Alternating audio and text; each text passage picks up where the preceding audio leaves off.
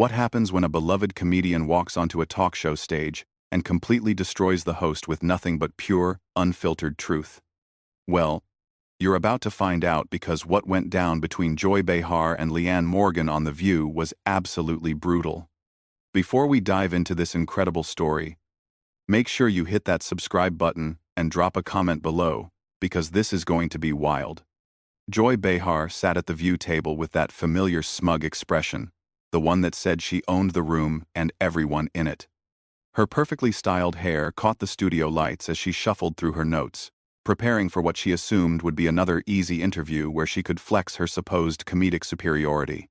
The producers had booked Leanne Morgan, the rising star of country comedy, and Joy figured this would be a simple segment where she could show off her quick wit against some small-town comedian. "All right, ladies, we're back," Joy announced to the cameras with her signature theatrical flair.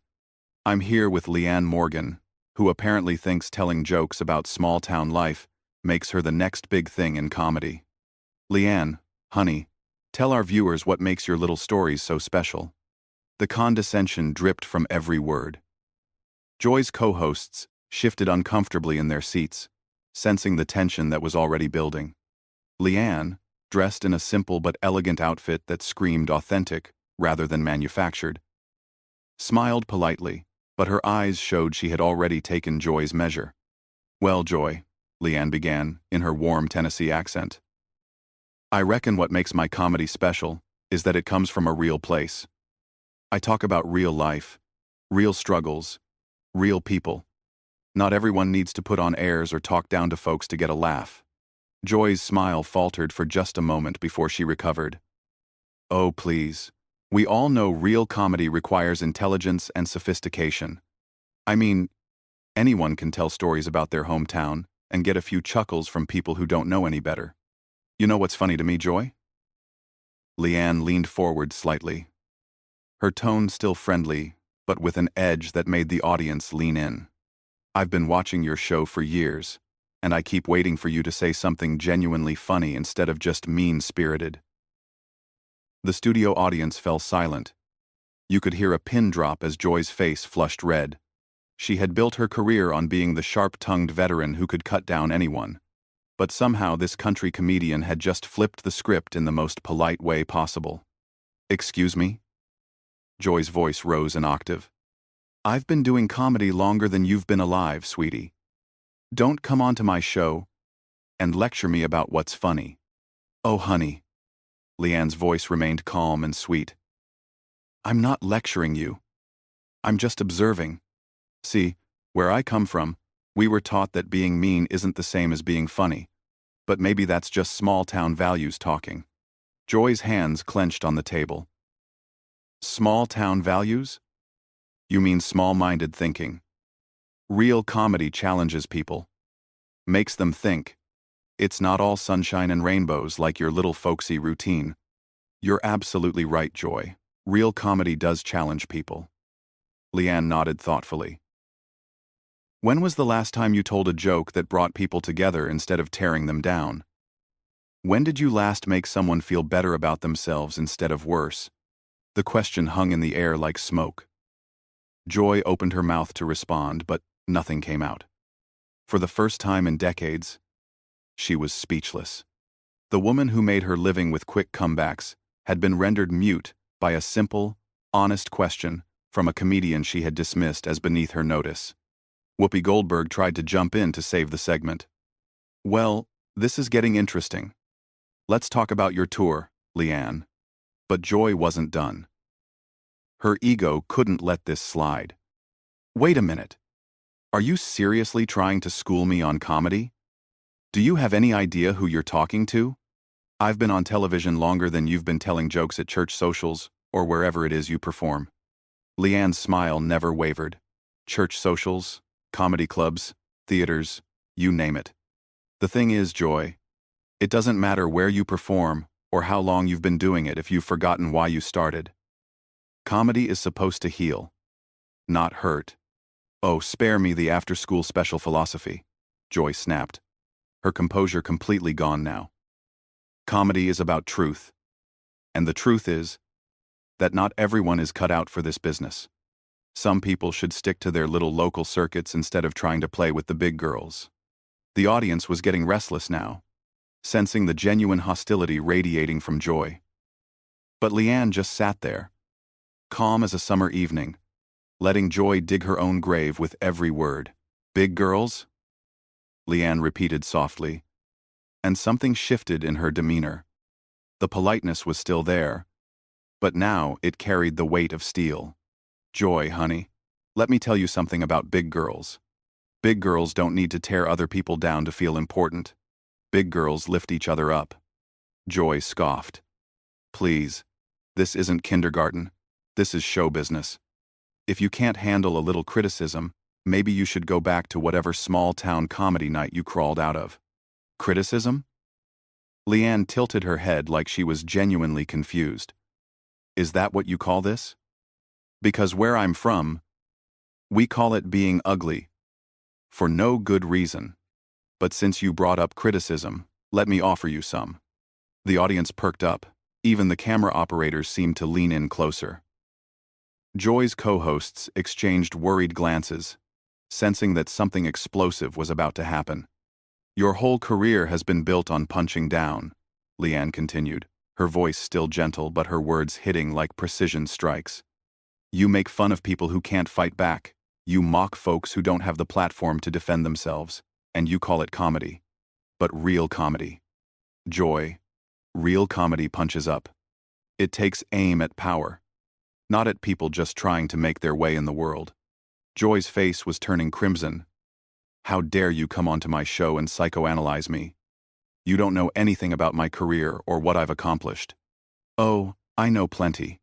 Leanne smiled sweetly. "I know you've spent years making jokes at the expense of regular people. I know you think being from New York makes you smarter than everyone else. I know you've built a brand around being the mean girl who never grew up. And honestly, Joy, it's just sad." "Sad?" Joy's voice cracked slightly. "I'm successful. I have a career. I have influence. What do you have? A few YouTube videos and some county fair gigs?" Leanne laughed, and it was the most genuine sound that had been heard on The View in years. "You know what I have, Joy? I have people who come to my shows and leave feeling better about themselves. I have fans who tell me my comedy helped them through difficult times. I have the respect of my peers because I treat people with dignity. Can you say the same?" The silence that followed was deafening. Joy opened and closed her mouth like a fish out of water, clearly struggling to find a comeback that wouldn't make her look even worse.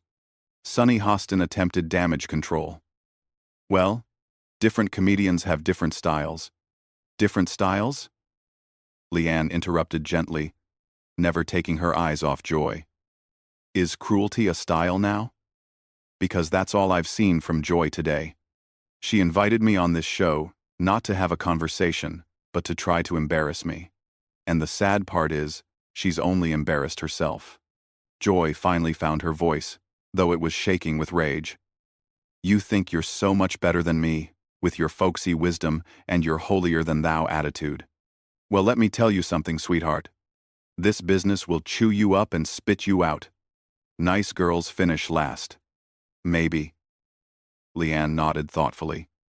"But at least they finish with their souls intact.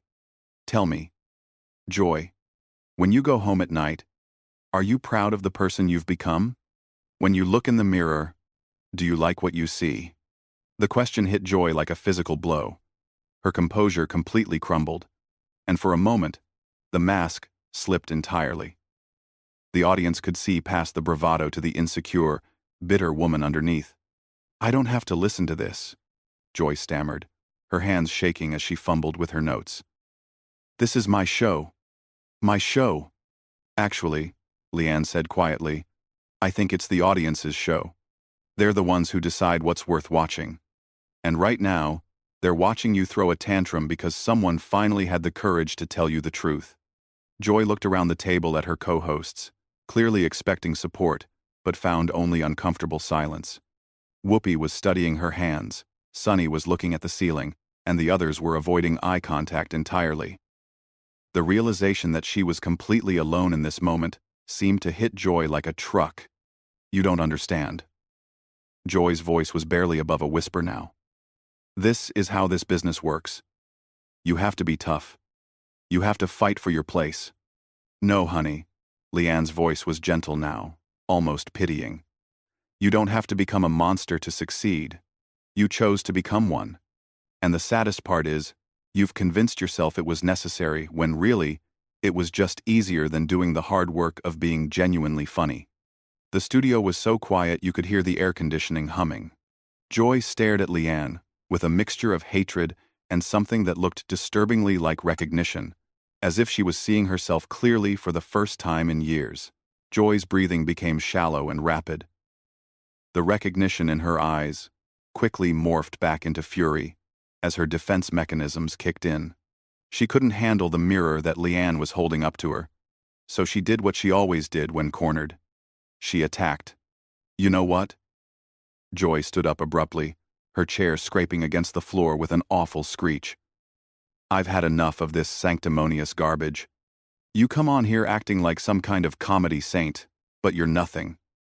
You're a nobody from nowhere trying to lecture me about my career?" Leanne remained seated, her posture relaxed, her expression compassionate rather than triumphant. "Joy, please sit down. We're just having a conversation."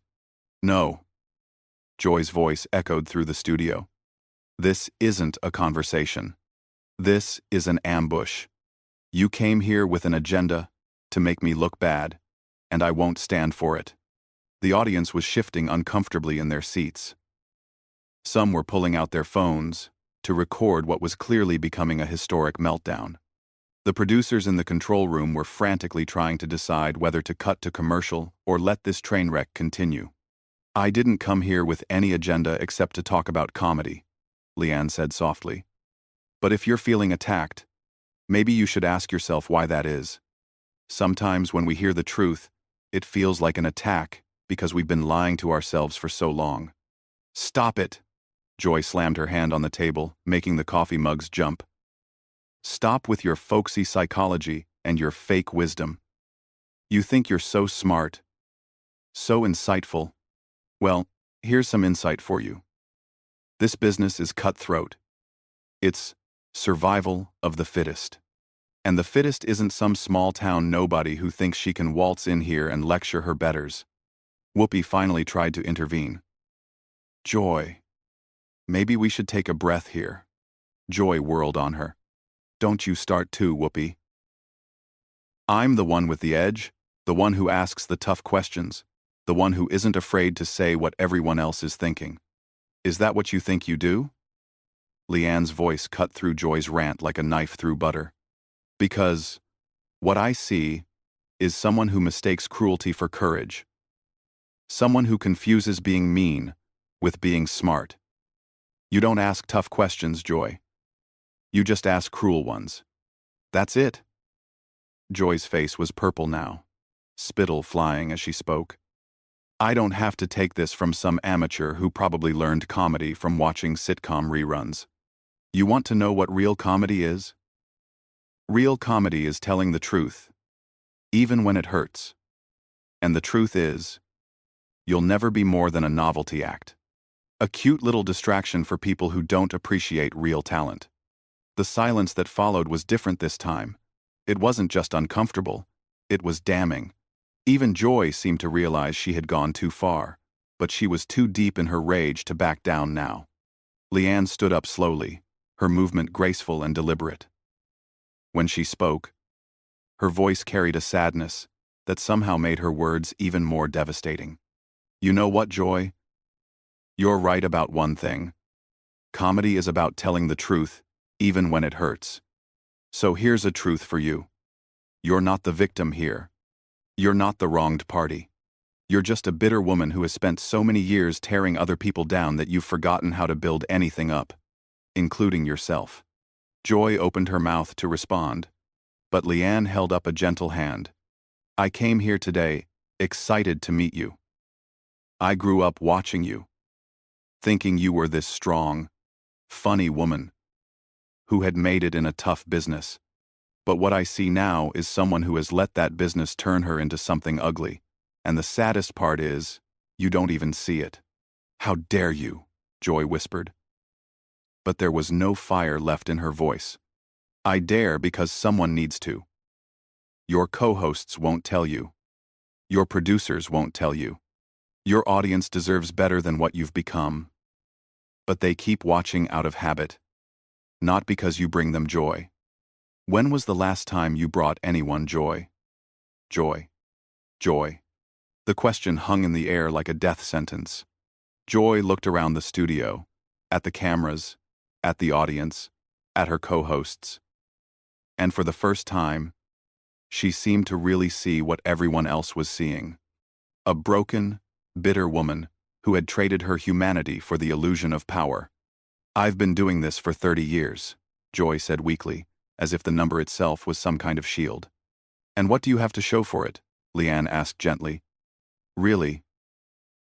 Because from where I'm sitting, all I see is someone who has spent 3 decades becoming someone nobody wants to be around unless they're being paid to. Joy's face crumpled. For a moment, she looked like she might cry, but then the anger flared again. One last desperate attempt to maintain control. You think you've won something here? Joy's voice was shrill now. Desperate. You think you've accomplished something by coming on my show and humiliating me? Well, congratulations. You've destroyed someone who was already down. That must make you feel really good about yourself. Actually, Leanne said quietly, it makes me feel sad. Because I can see the person you could have been. I can see glimpses of the comedian who probably started out wanting to make people laugh, not cry. But you buried her so deep under all this bitterness and cruelty that I don't think even you remember who she was. Joy stood there swaying slightly, as if Leanne's words had physically staggered her. The fight had gone out of her completely. She looked around the studio one more time, and when she spoke, her voice was barely audible. I can't do this anymore. Without another word, Joy walked off the set. Not the dramatic storm off of someone trying to make a point, but the defeated shuffle of someone who had finally seen themselves clearly and couldn't bear the sight. The sound of her high heels on the studio floor echoed in the silence until even that faded away. The cameras kept rolling. The audience sat in stunned silence. Leanne looked genuinely sad as she watched Joy disappear into the wings. Whoopi tried to salvage what was left of the show.